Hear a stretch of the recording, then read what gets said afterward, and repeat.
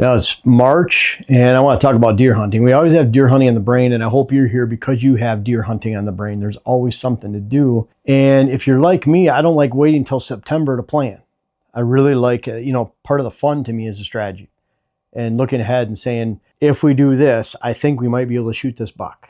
And you're really trying to narrow it down to a specific buck. We were just looking at Junior's antlers out here. We found one side of his in the shed. He is a definite target buck. He'll be 6.5 this year. We found half his antlers. And just a couple weeks ago, he is definitely one we planned for. And so there's some ways we're trying to narrow down where Junior's at and what stands we're actually going to shoot him out of coming into this season. So we're always planning. Here's some steps I think you can do in March right now to make sure you have a successful fall. So it really does start early. You get to the end of the season and really, you talk professional athletes. Football, for example, I know some personally that they'll get to that season high level and they'll stop, take a month off, and then they're right back at it. Even that month right there, after that month, let's say their season ends in January.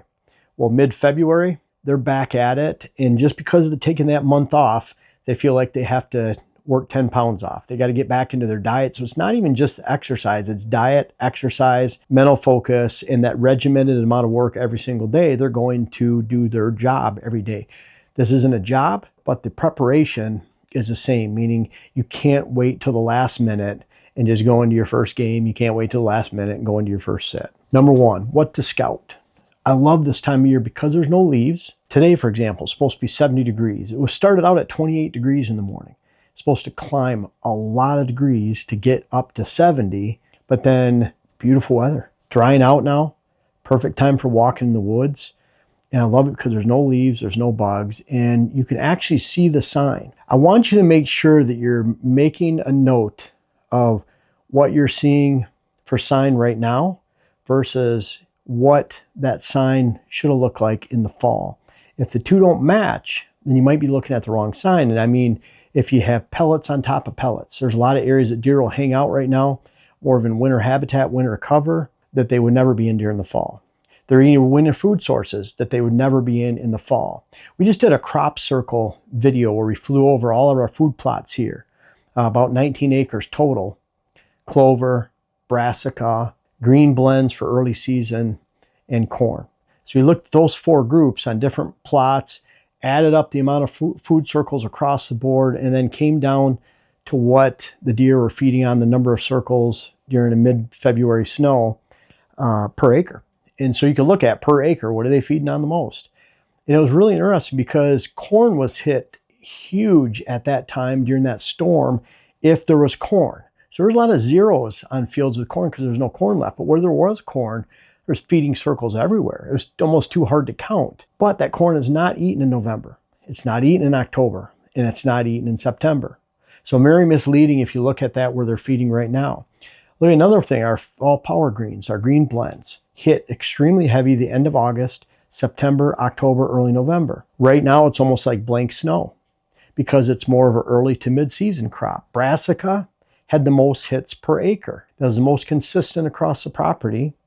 And that was relative to number of acres we had planted, area. It was the most consistently hit, and it had the most circles per acre. But brassica is not hit that hard in August, September, and early October. So you have to take this with a grain of salt, even looking at those feeding circles right now. It's almost the opposite of what they're feeding on now. And so if they're feeding on right now and they're all grouped up, herded up, and you see tons of sign, it can really pull you in and suck you in to hunt there in the fall when that's more of winter sign. So you have to make a difference. I'm looking at rubs and scrapes. Now there are some rubs that are made in February, third rut, second rut in December. But by and large, most rubs are made sometime either when the velvet comes off in early to mid-September or during late October, November. They're going to make a lot of rubs right then. Of course, scraping is during the rut, typically during the rut only. If you find a random scrapes out in the field edges or fence rows, that's a little bit different story. That could be the community scrapes that are just hit all the time because they're out there. It might not have anything to do with where you should hunt. But I love seeing that rub and scrape sign because that's more indication of exactly when. And even rubs, I want to look down on top of the leaves. Are there shavings on top of the leaves?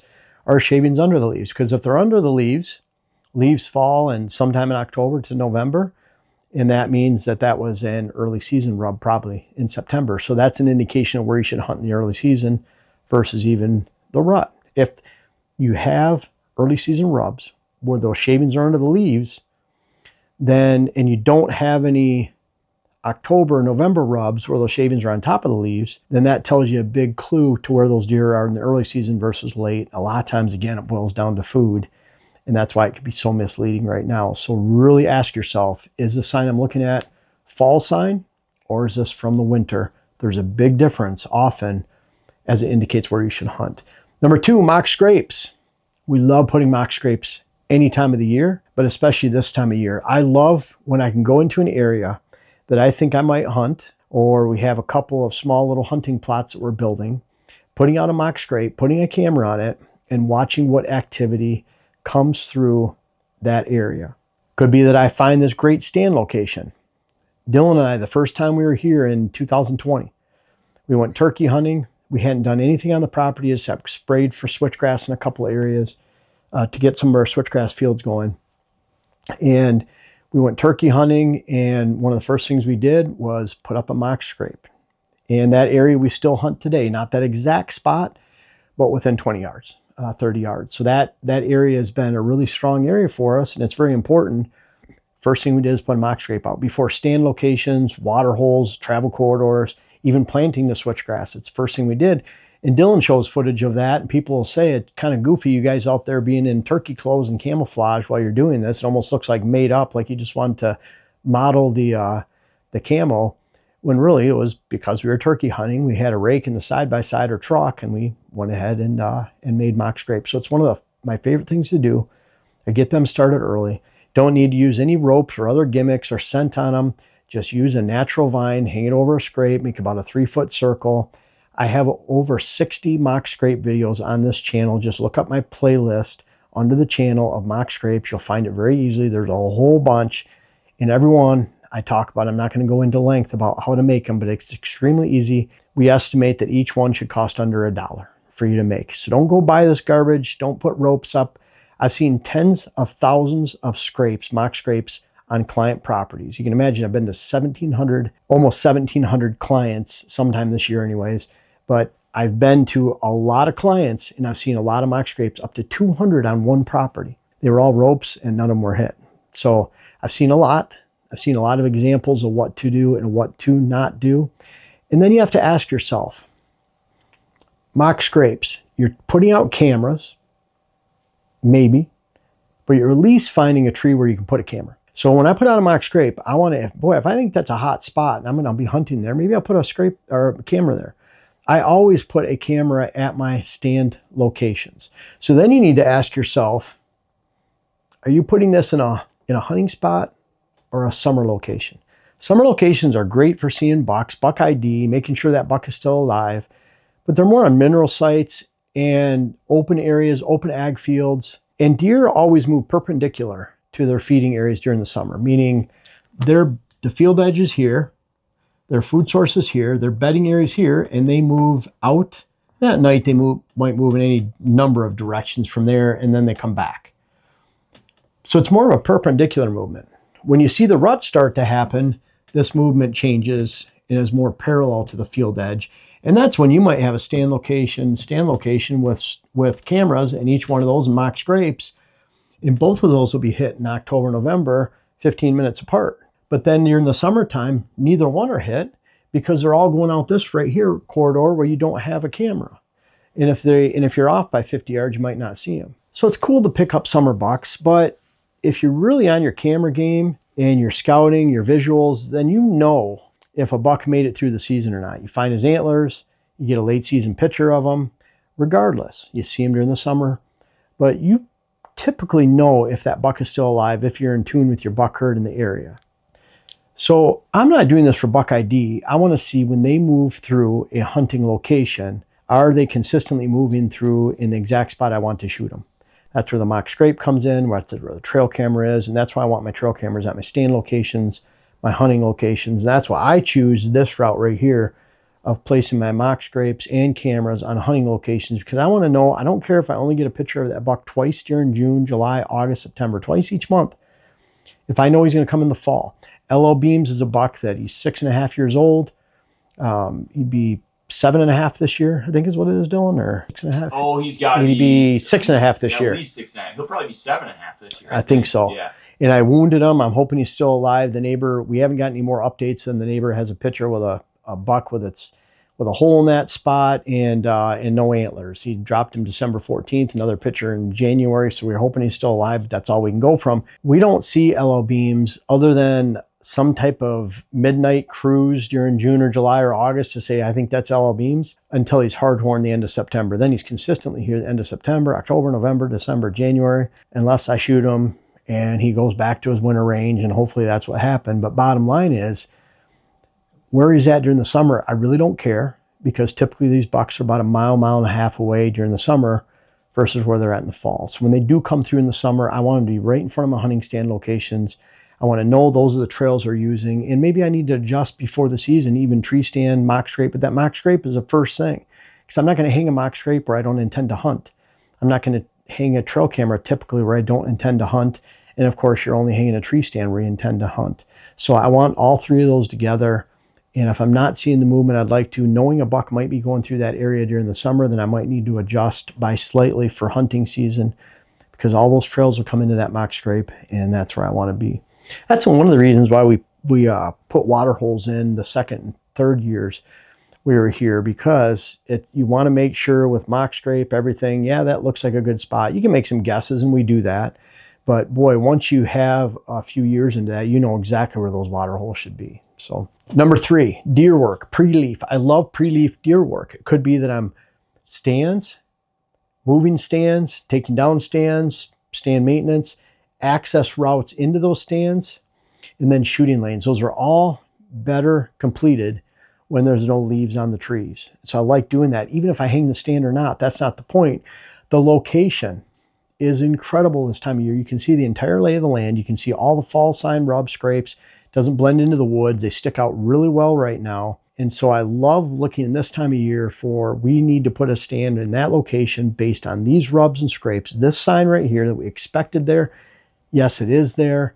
Now we can pick a tree out, maybe mark the tree. Doesn't matter if you go throw it back in August sometime. Clear some lanes if you have to, knock down a couple trees. Deer can get used to it. You can even do that with deer blinds too. Sit them in early, clear your shooting lanes. At least they need, and shooting lanes meaning I like clearing more holes. Holes to this location, this. So if a deer goes through here, a buck that I want to shoot, or a deer in general, he can't get through without going through one of those holes, one of those shooting lanes, as opposed to strips. We see time and time again on client properties, deer avoiding strips. They don't like it. How many times have you seen a deer go up to a road? They don't just get to the road and walk down the road casually. They're usually going straight across for a reason, and they take very little time to do so. Number 4, buck history ID. I'm really starting to set that planning with stand locations. We know those bucks made it. This relates heavily to the mock scrapes, but also what to scout. I'm looking at, like, not just that a buck was here, especially if I'm familiar with the land. The majority of you hunt private land. I think the numbers are 88% of all whitetail hunters hunt private land. So not a lot of public land hunters. But even then, a lot of times you're familiar with the bucks you're going after. So not only are you asking yourself, is this sign reflective of the fall? But now take it one step further with this buck ID. Is this sign reflective of Junior, or LL Beams, or Bo that's laying right here, just picked him up from the taxidermist? So you're asking yourself, how does this relate to the buck that you're going to be targeting in the fall, and really looking at that personal buck ID. And then maybe I should have put this second on the list, because that's where you're signing. I want a mock scrape to go here. I want my stand to go here. You can see this movement. You can see the location for the stand. Everything is viewed without the leaves on. Easier to see that entire lay of the land. And so I'm relating it back to that personal buck history in ID. And let's say I was hunting on public land, number 5. When I'm going out this time of year, it's a great time, again, my favorite time to scout, end of the winter, going to be 70 degrees today, great temperatures, great time for a walk, fewer ticks this time of year, and then no snow, no leaves, no bugs, great time to get out and go for a walk. So you can see the lay of the land. Everything we mentioned around here applies to public land too. One thing I'll mention, I love looking for historical sign on public land. I've been trying to teach this for quite a few years, where you're looking at, it's more important to look at the history of sign in funnels that you've identified by the air, by topography maps. You say deer should be moving in this area.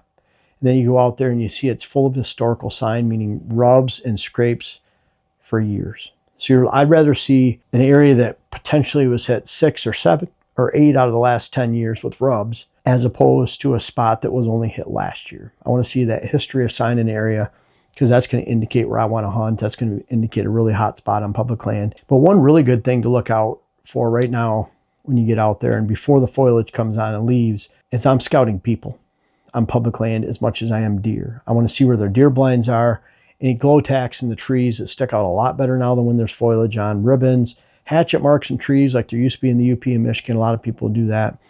Even ATV. There's ATVs that have gone across marshes in the UP and they go through that marsh grass and tundra and they break through that marsh grass. They're going to be there for decades. You can see them from aerial photos, let alone when you're out there and there's no green vegetation, the grass is not growing. Pretty easy to see ATV trails where people are even if it's illegal, I want to know where they're at. Not necessarily to turn them in. I want to know where not to hunt, because if someone gets turned in like that, someone else from their clan is going to probably be out there. So I want to avoid those people, find spots. I'm looking for spots on public land where I don't think other people are at. And in March, with no leaves on the trees, no vegetation, great time to find that, let alone all this other stuff that you can do to really be on target for a great hunt this fall. Hey guys, thanks for watching the video all the way to the end. I really want to remind you about our food plot seed company, Pure Wildlife Blends. I even have clients that don't realize we have our company, but the food plot seed blends are flying off the shelves, and that's a great thing, and that always happens this time of year. I encourage you to check out everything. Again, purewildlifeblends.com, links in the description. But at the same time, we always carry inventory. So if you are the type that puts it off to the last minute, order it in July, we'll have it. But in the meantime, check out purewildlifeblends.com. We have a lot of different seed blends, pollinator blends, wildlife blends, switchgrass, everything that you need to plant great food plots and great wildlife plantings this season.